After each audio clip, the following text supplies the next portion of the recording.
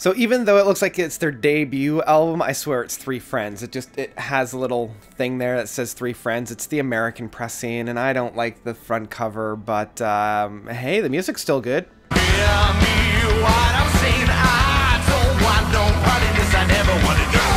Friendship by Rikard Sjo blom's Gungfly. So, Rikard Sjo blom's Gungfly is the side project, solo project of Rikard Sjo blom.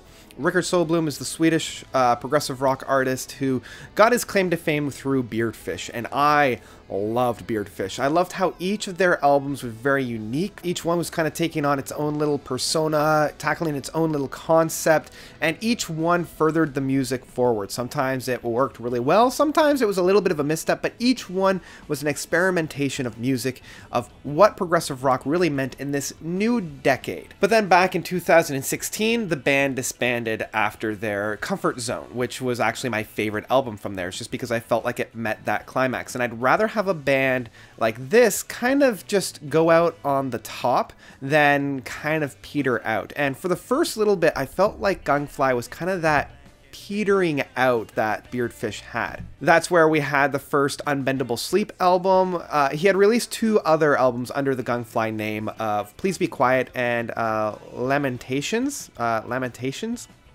2011, and these were kind of met with lukewarm, pretty good, solid reviews for Please Be Quiet.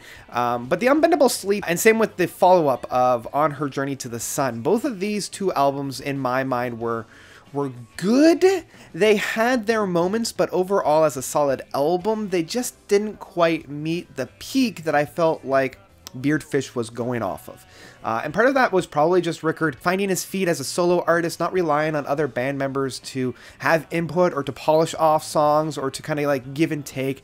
As much as I was excited for Friendship, I was also approaching it with the thought that I really hope that this is like back to that A game that Rikard was playing with within Beardfish, but I'm not going to hold my breath. And luckily, I'm very surprised of what we're finding on Friendship. Friendship is probably the first real, cohesively whole album to a point that Rikard has put out since Beardfish. This feels the most unified, it feels the most cohesive, it feels the most realized as well. And part of that could be the concept that's being played within it, the concept of friendship. Very similar to the guy that I have behind me here. And the strength of this album really is that first half, that first 4 tracks of Ghost of Vanity, Friendship, They Fade, and even to a certain extent, the Treehouse in the Glade. The title track of Friendship by far is the best track.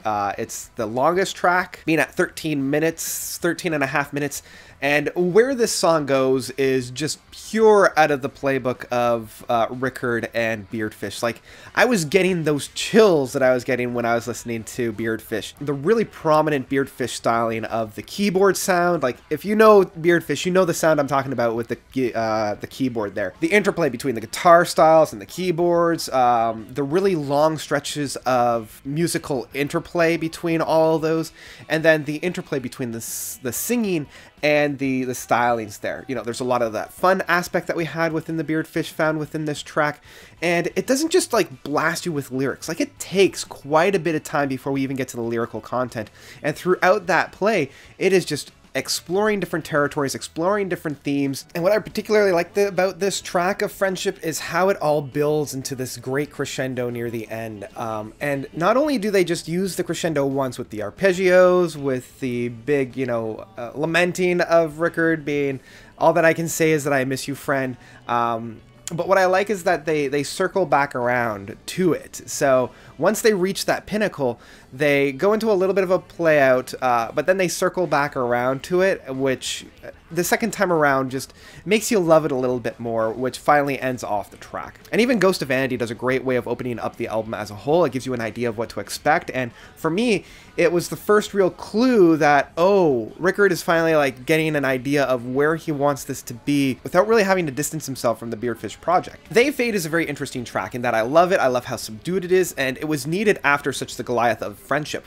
But it does feel a little bit like Ode to the Rock and Roller from their Comfort Zone album. It follows the same kind of flow. It follows the same kind of rhythm and meter, and even within the lyrics, it does hug really close to that track, but instead of going off and becoming this really big song, it kind of brought itself back down and just played to be like an interlude between kind of the first part and then the second part of the album. And that's where we have the Treehouse in the Glade. And I like the Treehouse in the Glade of being really hard hitting, of like, this is my house now, I'm part of the trees now, of like being that toxic part of the friendship, of like hanging on to these friendships that no longer serve you. And another part that I love about Treehouse in the Glade is that use of the acoustic guitar playing really quickly. And again, it's that throwback to Rikard's ability to capture such a really crystallized idea and then implant it into that guitar work. And it's just that do do do do do do do do do do do do do do do, like such a strange and interesting kind of time signature within that, but it plays so well within the song. So these like 4 tracks, I'm just like, yes, yum, yum, yum, yum, yum, yum. So good, so good. But then when we come into Stone Cold, this is when the album starts to drop off for me. And this is where we get into some of the drawbacks, because the main criticism I have for this album is that it is too long. Stone Cold, If You Fall Part 2, and Crown of Leaves, like all 3 songs amount to just over like 25 minutes worth of music, and it just doesn't really cover any new ground.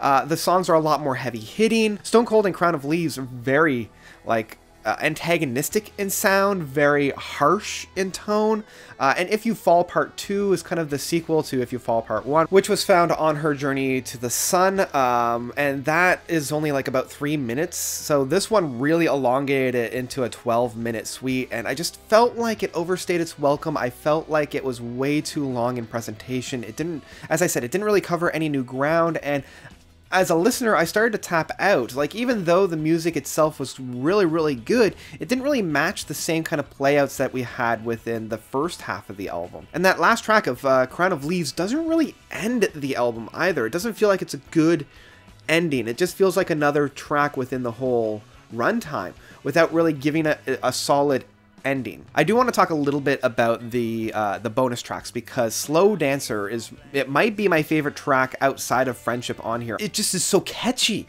and it gets into me. Like that whole concept of I knew I was going to fall in love with you the moment that I saw you kind of an idea, and this unabashedable unironic love like gushing.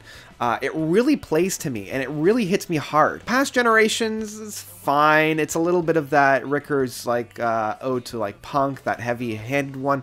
And then the bonus track of Friendship being like a much shorter, condensed version, the radio edit, actually works as a radio edit. It does strip down a lot of the playouts, but it provides a great entry point for anybody that's not used to these longer stretches of tracks. So in some ways, the bonus tracks are a really great treat, and I wish that they had incorporated some of the bonus tracks into the second half of the album and stripped back those other tracks. Like if they had put Slow Dancer into the second half and removed, say, If You Fall Part 2 and maybe even Crown of Leaves, and just kind of played around with the structure a little bit, it would have worked so much more. Overall, though, I do say that this is a very strong album. It's probably my favorite album from Rikard of his solo stuff so far, and I would honestly say pick this up in physical format if you can find it. It is well worth your attention. That's about it for Friendship by Rikard Sjo blom's Gungfly. What did you guys think? Did you love it? Did you hate it? Whatever you thought, let me know by commenting down below. Thank you guys so much for watching. As always, you guys are definitely the best. And until next time, notes out.